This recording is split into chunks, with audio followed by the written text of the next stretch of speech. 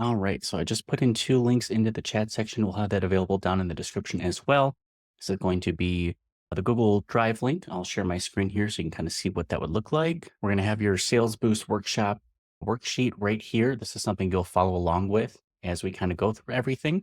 And we'll also have access to some other content here that'll help you along in your marketing journey here. So overall, with the Sales Boost Workshop, it's all about getting quick wins.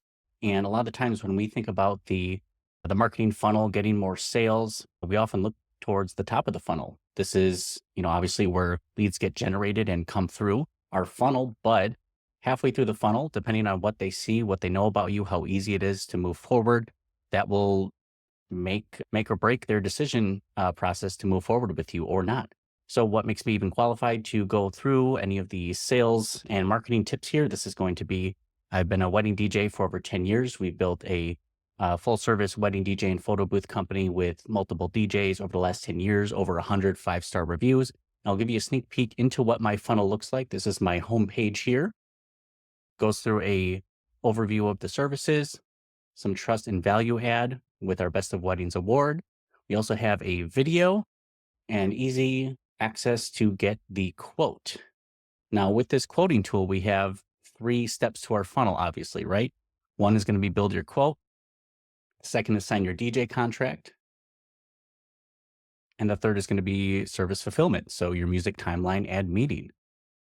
So this is what I use to nurture all of the leads that come through my system here. It's a combination of the website forms. We have a chat widget here available as well that's hooked up to some automations and AI to help serve the customers, lead them through the journey, and ultimately have them become a customer. Everything that we're going to talk about today is going to be really important for the overall success for what you're looking for. After building the DJ business for over 10 years, I went back to school for marketing and got my degree. And then I started my own marketing and automation agency. So this is just a brief overview of what that landing page looks like. Similar setup. And then my lead magnet at the bottom here. And I'm also a co-host of the Brainwork Framework podcast. This is where we invite entrepreneurs, business owners, and experts in their field to talk about marketing, sales, and business. Really cool to have this as our B2B lead generation machine. Obviously, we get to have one-on-one conversations with business owners who are trying to get their message out there. We offer them free content and a free interview in order to promote them. Eventually, through this relationship building, we get to know each other a bit. They build the like, the know, and the trust. And then suddenly we are, pals. We can start talking about what we do and how we help people. And then that creates this self-sustaining marketing business for us. So we don't have to do as much work within the top of funnel. We focus more on the middle and end of funnel, creating more reviews, relationships, referrals, and partnerships as well. So kind of let's go right through the Sales Boost Workshop worksheet here. What we have here is first is just go through your audience, your offer, and message. Sometimes you'll find that you either really know your offer or you know the audience that you really want to work with. So you try to focus on that. You may find yourself bouncing in between both of those. So what I like to do is consider your ideal audience. Is there a perfect customer that you've worked with? How do you get more of them? List out their demographics, everything that you know about them. So that way you can target them and reach out to them and then eventually craft a message that resonates with that audience specifically. Or you may have a really great offer and you're finding that the ideal client or the audience you thought you might want to target is just not buying the offer. So maybe it's the offer issue, maybe it's the messaging issue, or maybe it's the wrong audience. So we try to go back and forth between those until we start getting results, and that helps to refine our messaging. So first, think about your ideal client, your audience. For the wedding DJ business, this is going to be engaged couples within an hour or so of where I live. And then this helps me define and target them. And then what do they need from me? They obviously need wedding DJ services. We also offer photo booth and uplighting, but these are the problems that we solve. So basically, after crafting that, you put that into 1 to 2 sentences. This is your elevator pitch, your tagline, the problem solution. Sometimes you want to consider pain points versus your dream outcome. And then write your messaging. What does that look like in an email campaign? How can you create and provide value, create these touch points and elicit a reply from the leads who are reaching out and connecting with you. So the audience offer message is probably the most important. Before we craft any marketing campaign, we need to know, what do you do? Who do you serve? And then we figure out where they are and how we can target them. Now, if you're someone who, already knows about the audience offer message, our second topic will be getting found and getting in front of the right people. Third will be the buyer's journey. And then fourth is building relationships. Now, if you're already doing a great job at all of these, you can skip ahead to the 30 ideas to boost your sales. So this is going to be database reactivation with your lost leads, past clients that you've served where you've already built that like, know, and trust with them. You also have your current clients doing some loyalty rewards or VIP discounts for them. And then finally, after that, then we can focus on new leads, because the new leads, they don't know you, they don't like you, they don't trust you just yet. We can boost our sales first with our current clients, getting more sales, increasing that lifetime value so you can get more sales with less effort. I think that's kind of the end goal here. So once we have a well-defined audience offer and message, then we can go down to getting found and getting in front of the right people. Once you know your audience, where do they spend time online? Sometimes they're on Instagram, Google, YouTube, local directories, LinkedIn, or Facebook groups. So you want to consider where they hang out. How can you get in front of them? And then how can you provide them value and build that relationship? Within that, you want to consider what keywords or phrases they might use to search for you. So for the wedding DJ business, obviously wedding DJ city, city DJ, uh, specific things like that. I know how people are looking for me. A big one is going to be local directories. I also have a presence on YouTube and Facebook, a few other social media platforms, just to show that we're active, show that we care. We like to highlight the work that we've done with our clients. So that's a great way to build and nurture those relationships as well. But once you know what keywords you want to use inside of your content, now you know how you can track them. So this can be some blog, social media posts, or video ideas. Within my wedding DJ business, I've made it a point that each email that goes out, one, provides some information, right? I'm trying to elicit a reply by asking questions specific to their situation. Will this include a ceremony as well, or just a reception? Or I like to ask about what music are you hoping to have, or what personality, from your DJ. So these are some of the ways that we nurture and elicit that reply. And we also include some links to our blogs.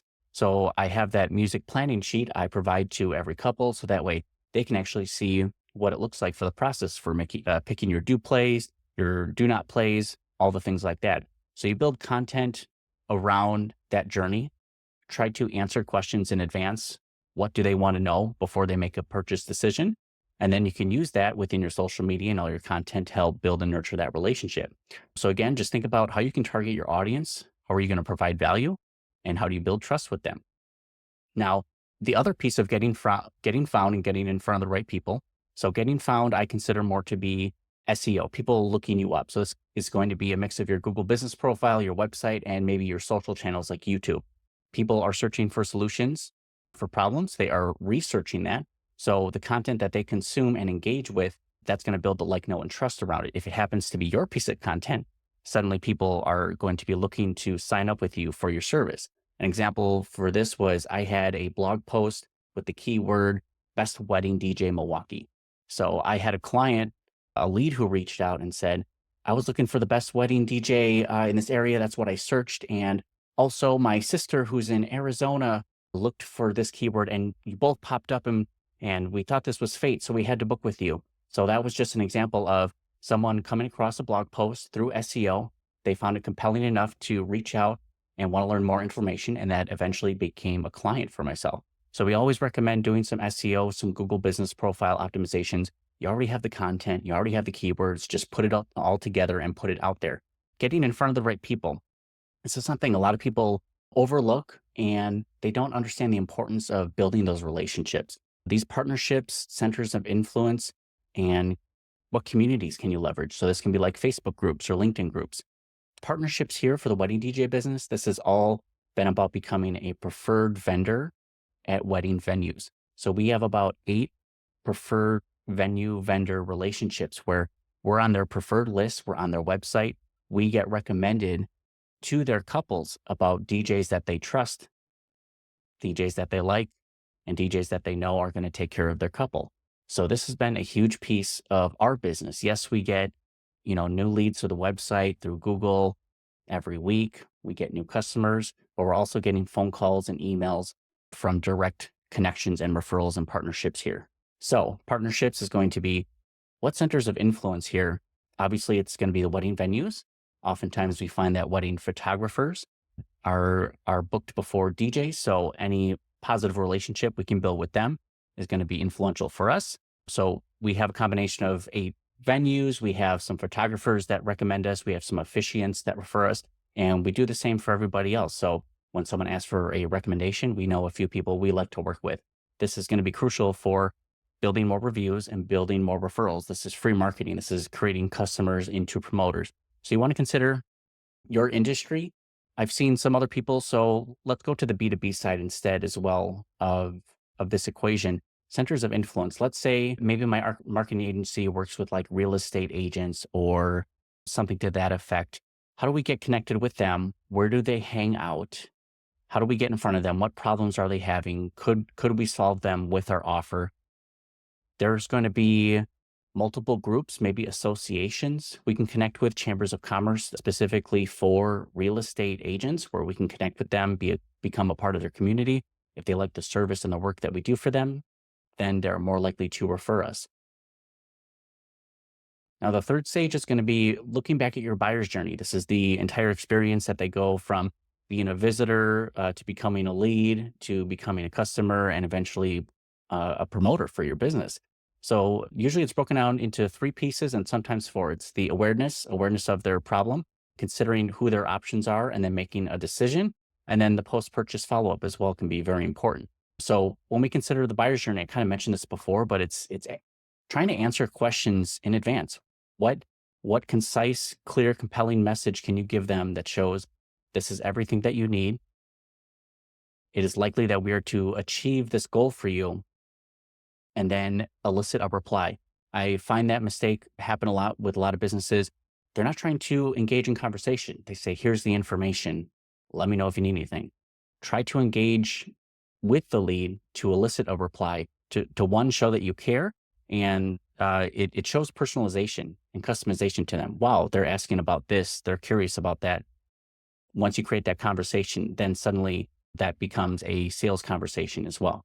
So how can we communicate our offer and gain interest in your leads? I kind of focus that on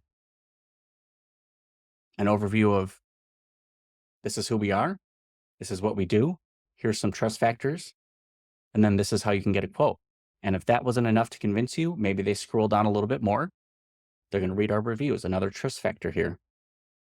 You get to meet your team. You can work with the client portal here. Just a little overview of what's included, what you get, all the information that you might need. We also want to consider what potential obstacle or friction point your leads are going to encounter. If they have troubles trying to fill out the form, or the form asks too many questions, or it's not easy to navigate, these are friction points that occur within the buyer's journey.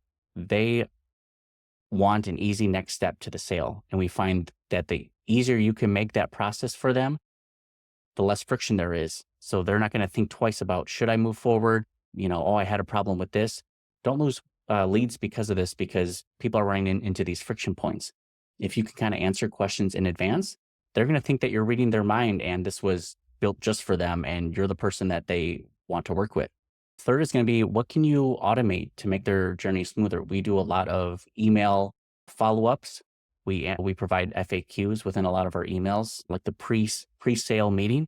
Once through the client journey, they're getting some information. First is going to be a DJ quote with some information and links to move forward if they're interested, but also my meeting link. I ask them a few questions about what they're looking for, and I let them know email works great, or you can also book a meeting with me.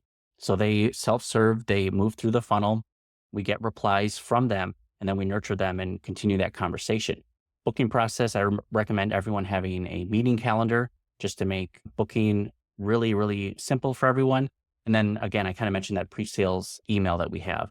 You can have nurturing emails. You can have touch points throughout every stage of your buyer's journey. So once they become a customer, what does that look like? How do you serve and fulfill that product or service to them, remaining, keeping those touch points without being spam? I think that's the most important thing to kind of filter through. So your step is going to be to write an action step that you can do to improve their journey. Go through the process, fill out your own form, see what it looks like on your end. What would you do if you were in your customer's shoes or your potential lead's shoes? Would you be convinced that you're the right person that they want to work with? Would you be considering, looking at other options as well? Do you seem like the best option as well? So this is something you want to consider within the buyer's journey, the friction that you need to remove from their experience to make it as easy as possible for everyone. And the fourth is going to be the building relationships. Now that we've kind of considered, okay, who's our audience? What is our offer? How does that work together with our messaging? How are we going to get found and get in front of the right people? And how do we remove that stickiness, that friction within the buyer's journey? Now it's time to build relationships. So the more prompt you can be in your email replies, if you can communicate quickly and efficiently, if you can be concise with your messaging, when you focus more on serving over selling, the messaging changes completely. So when you focus on how can I help you? How can I serve you? I'm just here to help you versus I need you to take this next step for me. It doesn't, if the message doesn't resonate the same, right? So the more helpful you can be with people, the more likely it is that they're going to move forward because you've taught them something, you've built a relationship, and you've built that like, know, and trust around it. Be excited to talk about what you do. Again, when you're focused on serving people, you should be excited about what you're offering because I have to tell everybody about this offer as opposed to not being confident. We're unsure of what our elevator pitch is. So it's changing each time that we're trying to speak with someone or tell people what we do. It's just not convincing enough. And again, I find a lot of people don't even ask, hey, would you be interested in moving forward? Does this seem like a good fit for you on a scale from 1 to 10? How interested are you in this package as being the right fit for you? Is this within your budget? Ask them these qualifying questions to help continue the conversation. And you're almost lead scoring these leads and customers that are coming through. With that said, the customer service piece of your business, when you focus on serving over selling, reviews are going to be earned without even asking. And same for referrals. People will be happy to mention and talk about your service. That just makes you look better online. You're building relationships. Again, these are people who are basically promoting and marketing your business for free. And those are the most warm leads. Those are the warmest leads you're ever going to get. Someone who has been recommended or referred by someone who's already kind of been nurtured by your system. They are more likely to move forward. You've already built that trust and like and know with them. So when it comes to kind of your reviews and referrals, we typically suggest asking in person during the service. Hey, I'm going to send you an email to ask for a review in a few days. I really appreciate that. Ask them how everything was. Did you like everything? Did you enjoy yourselves? Was it the right fit for you? Are you happy with everything? This can kind of pre-warm them up into leaving a review and getting their feedback first. From there, the post-sale soft requests, we usually send one to 3 days after that initial meeting, that service fulfillment. From there, we may do a 14-day or a 21-day touch point, just depends on, some other factors, the industry. We don't want to spam people. And especially if they're not that excited to leave a review, would it be that good of a review anyways in the end? Second is for building relationships is the referral piece. How can we incentivize referrals? So sometimes this can look like a referral bonus. Maybe the referrer gets, X amount, the referee gets 20, X amount. You can do a limited time offer or a special offer or gift for those who refer. And again, you can kind of promote these year round as a way to stay top of mind and encourage more referrals, depending on the life cycle stage of, your industry, your business, what you're doing. The wedding DJ side is going to be a lot shorter. Typically, our booking DJs within 1 to 4 weeks after that initial touch point, that reach out. For business relationships, this is B2B. This is going to be 8 to 15 months, if not longer, building relationships. So the sales cycle is going to be important based on what referrals or incentives might look like for your business. You don't want to give away too much value. You want to try to increase sales instead of trying to give everything away and discounting yourself. So this may look like no discount on a typical DJ package, but I'll offer a percentage off on an add-on. So add on a photo booth or room lighting for a discount, or maybe a package discount. This way I'm not discounting that base service, but I'm still incentivizing to increase the sale on the next step. There's also cross-selling opportunities as well. Anyone who maybe not have booked a photo booth just yet, I may send them some more information about the photo booth and room lighting add-on upgrades further down after they've even become a customer. So that's important too. You can also take your current clients and try to increase the sales through cross sales and promotions like that. So with all the referrals and review pieces in mind, go ahead and list 3 ways to stay in touch with your customers post-sale. This can be like newsletters, birthday greetings, and special offers. Again, just kind of builds on the lead nurturing journey. People want to hear from you. They want to know what is going on. If you, again, are focused your messaging on serving over selling, you're less likely to be or sound like spam. And again, you're going to be building more important relationships here. So everything we've talked about here is kind of the foundation that we would take into a marketing strategy. Again, a lot of people look at just the top of funnel, Google ads, Facebook. I need more leads, but we don't think about nurturing the people who are already your clients or nurturing people who are coming into the funnel. We don't realize the friction that they may be encountering, or we try to focus our efforts on something new and shiny as opposed to doing more of what's working. That's another important piece.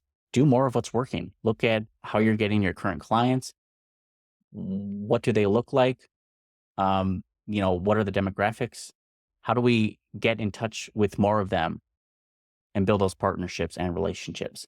So now after you have gone through your marketing messaging and you have a solid idea on this audience offer messaging and you're ready to build reviews and referrals, go ahead and start going through the 30 ideas to boost your sales here. So everything from, again, the lost leads. These are people who didn't move forward, but maybe out of the typical buying cycle.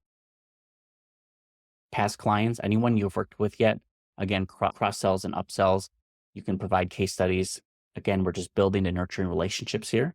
Your current clients, this is huge. Definitely cheaper to keep a current client as to get a new client. So it's important to try to increase the lifetime value of the current clients that you have.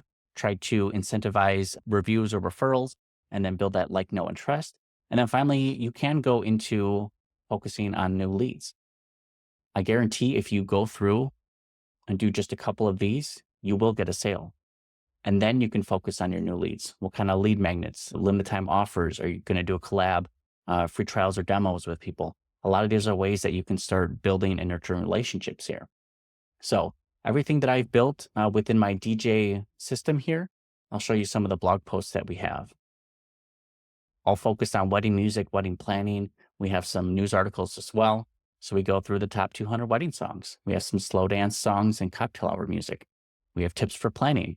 Those who need some help writing a wedding speech, because we know not every wedding speech can be absolutely perfect all the time, unfortunately. We also have wedding timeline stuff here, the songs that your DJ will need, and then just some fun ideas for dessert ideas, kind of out of the realm of typical DJ work as well. So we do similar things for the B2B side. Now for this, obviously we have people go through our typical funnel here. Most popular right now is going to be the podcast. So this is our podcast where we have B2B connections coming through all the time. We figured out where these people are, how we got in contact with them, what our offer was to them, and those become people who we can nurture further into the journey. Just as an example, we've had about 175 guest applicants. We've recorded about 110 episodes and published about 95 already. From that, I offered a small Black Friday deal. It was a $600 sale. We had one of our podcast guests move forward because they enjoyed the offer that we had for them. And they specifically told us, Chris, this is why I moved forward with your offer. He said, I'm tired of the consulting. I wanted a done for you service, which is what we offered. And he said the price was just right. I couldn't say no. So he put a deposit down towards the service. Now he wasn't ready for fulfillment. Actually, he's reworking some of his own audience offer message, some of the ways that he's building his content, nurturing relationships. So he deposited this and said, hey, let's work together in the future. I do want your lead nurturing system, but this is going to be something after he kind of gets his own ducks in a row. So just kind of an example of how you can build and nurture these relationships, put out an offer a bit later, and you can eventually get sales from the sales and marketing funnel that you create. Our podcast here is pretty awesome because the content here is just templates we've created. I'm using a lot of AI tools where editing used to take maybe 4 hours. Now it's like an hour and a half, including the content and the publishing here. And again, we're just building some good relationships. I get to share what I do, and people get to learn from me as well. So this is a cool place to kind of put yourself out there. For those in the B2B world, I do know um, cold outreach, but Facebook groups are going to be the biggest factor. And again, what value are you bringing to them? The podcast is a huge lead magnet for us because they get free content. Obviously, the audience are businesses who are trying to get their name out there and put their offer out there. So this is a great way for us to generate leads and then nurture them. Many of you out there who are trying to look at your marketing funnel and you're wondering, how do I kind of build this out into like an automated lead nurturing system? Well, that's going to be done with almost any CRM available out there. It's a customer relationship management. This usually tracks their name, company, phone number, email, the activity, what emails you sent and received, the conversation, the notes, the meetings you had. And a lot of times you can build conditional logic within to your marketing funnel. So if they book a meeting, they're going to receive a different set of emails. If they were interested in X or Y, they're going to receive a different set of emails. So this is just the way we create personalized content and lead nurturing that makes sense for where they're at in the funnel. If they already booked a meeting, you're obviously not going to ask them to book a meeting once again. It just wouldn't make sense. So now we have our lead system just nurturing these leads on autopilot.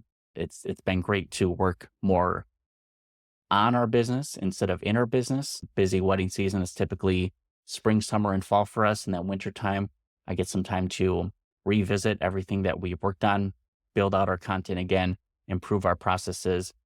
I did that just a few weeks ago as well. I noticed with the podcast guest, they were having a specific set of questions they would always ask after booking the meeting. Then I created a FAQ email process that informs them of those questions they were asking beforehand. Now I'm not getting as many replies about what do I expect, what happens next. So the more you can anticipate what your lead or your customer might be anticipating, you're gonna have less work for yourself. It's gonna make you look more professional and put together.